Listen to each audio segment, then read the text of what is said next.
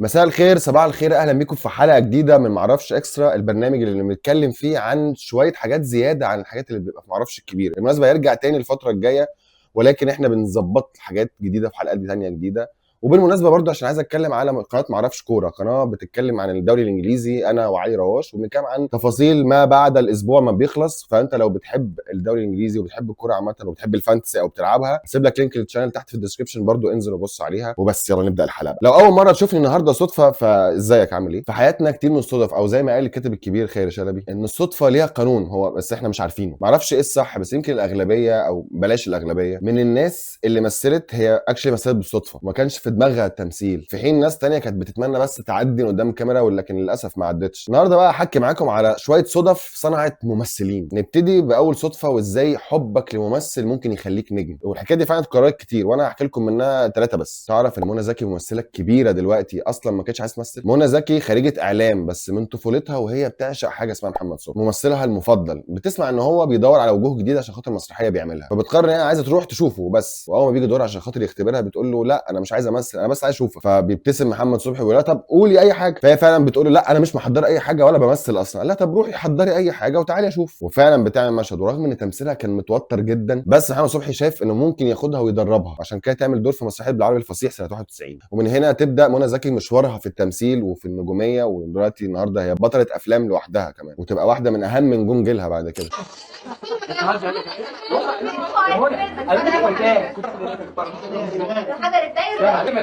ايوه خدتني يا ممدوح.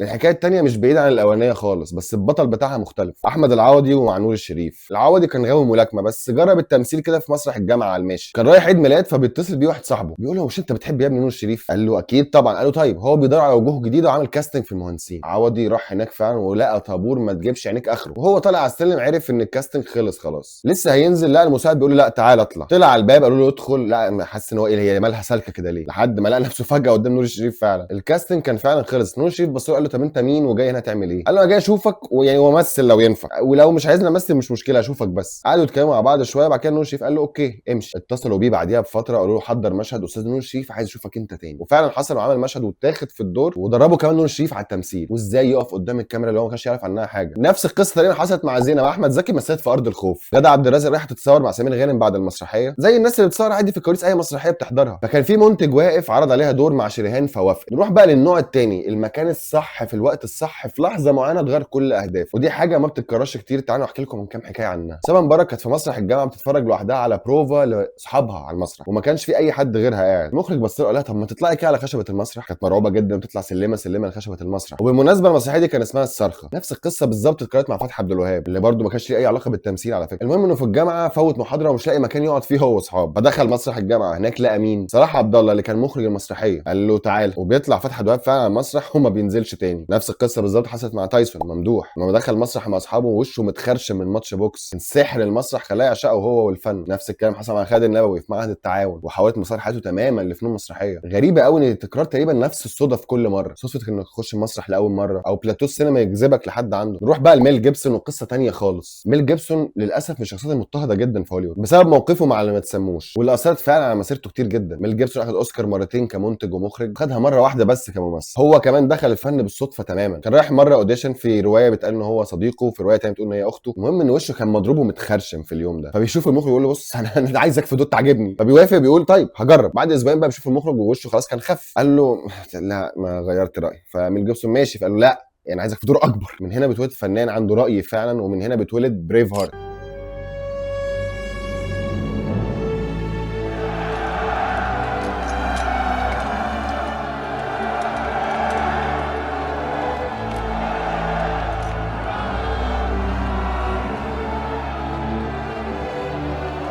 كريس برات الممثل المشهور وصاحب صوت مميز جدا في افلام الكرتون زي سوبر ماريو وجارفيلد. كان بيشتغل اصلا جرسون في هواي. شافته مخرجه فعجبها، قال لها قالت له: طب يعني انت تحب تمثل؟ بدون تردد قال لها: انا ما بعرفش. قالت له: ما هتمثل. ومن هنا كريس برات بدا فعلا مسيرته الفنيه.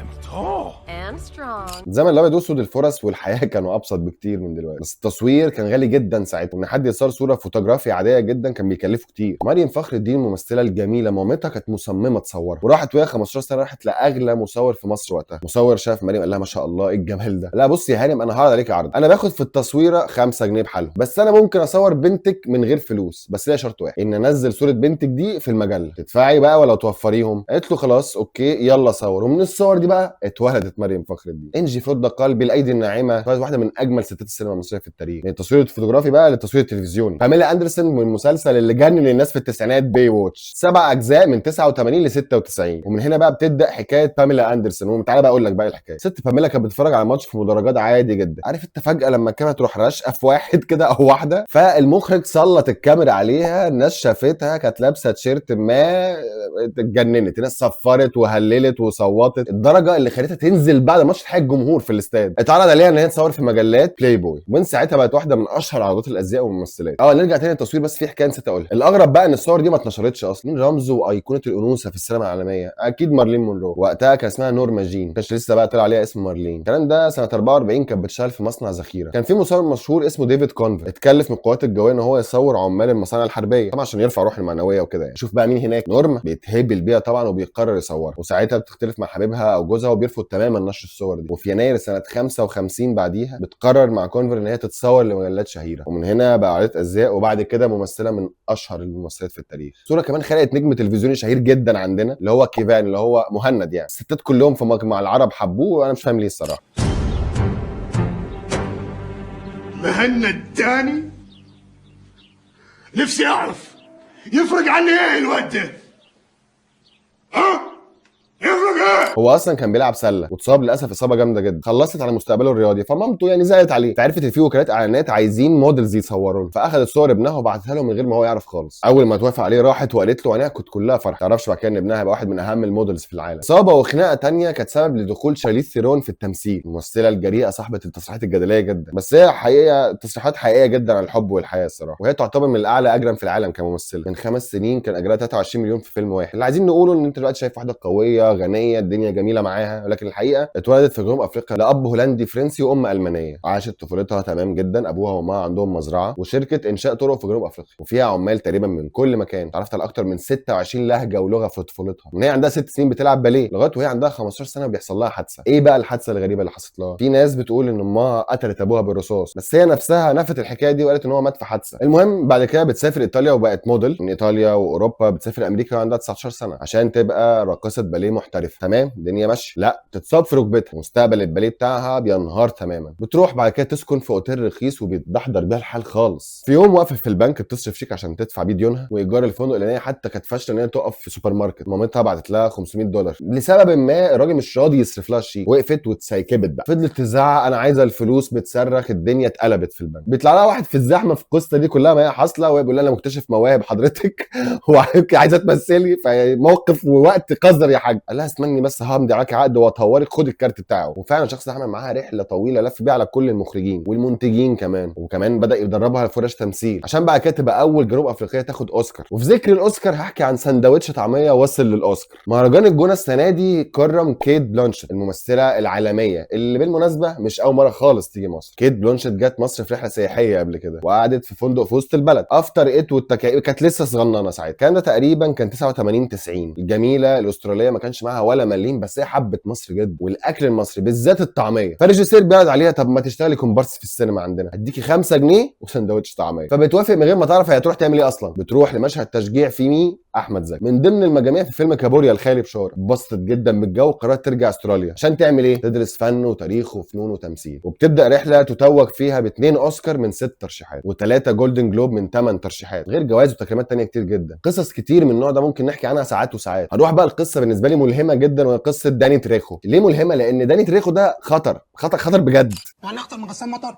انت بتشوفه في الافلام بيطلع بلطجي وشكله بلطجي، لا هو بلطجي. تعال بقى اقول لك ليه هو بلطجي فعلا. اتولد في لوس انجلوس انجلس لاب مخربش جدا تقدر تقول عليه مجرم. الاب ده قتل واحد ضرب بسلاح ابيض وهرب راح تكساس، فعاش داني مع اولاد عمه. اولاد عمه بقى دول ناس كمل محترمه؟ لا طبعا، عمه بقى علمه ملاكمه والخناق وشرب المخدرات. ما شاء الله بدا شرب مخدرات في سن 12 سنه وانضم لعمه جيلبرت في تجاره الممنوعات. عمه بقى جيلبرت ده اكبر منه ب6 سنين بس اصلا، لحد ما بيتقبض عليه في يوم وهو سنه 18 سنه. بيطلع من السجن اكتر شراسه كمان. بعد كده بقى ما شاء الله اتودك بقى، بيضرب نار من العربيات، قلبها GTA، سطو مسلح، تجاره ممنوعات، تهريب. بيقع تاني في شر اعماله وهو عنده 21 سنه. بس المره دي بقى عمل ايه؟ تخيل، بيبيع كوك للFBI واتسجن 10 سنين في 3 سجون مختلفه. بيحكي في دوكيومنتري ان هو اتسجن في سان كوينتن، حس ان دي النهايه، ده سجن سيء السمعه، اللي بيخشوا غالبا بيتبهدل من المجرمين اللي هناك يعني، او هيقتلوك، الموضوع هيخلص يعني هناك. والسبب في ده ان هو وهو ماشي في السجن كده شاف واحد بيتطعن بس كاجوالي كده عشان خاطر نضحك عليه. ما طولش عليك، بعد 3 سنين من السجن المقرف ده راح سجن اصعب اسمه سوليداد. ومن حظه بقى ان بعد وقت قليل بيحصل احداث شغب وضرب ما بين المساجين وبعض، فبيمسك وهو بيضرب حارس السجن على دماغه.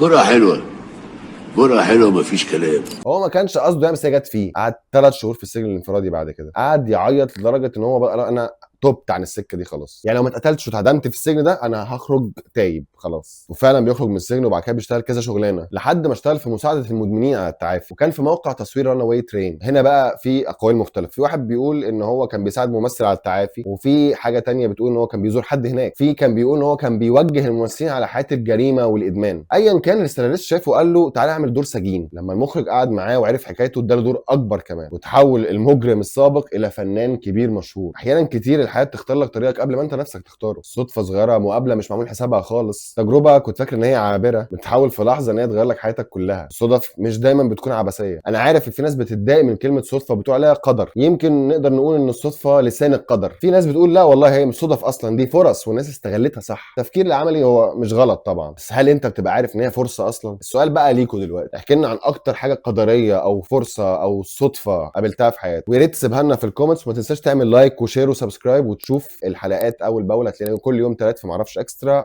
باي باي.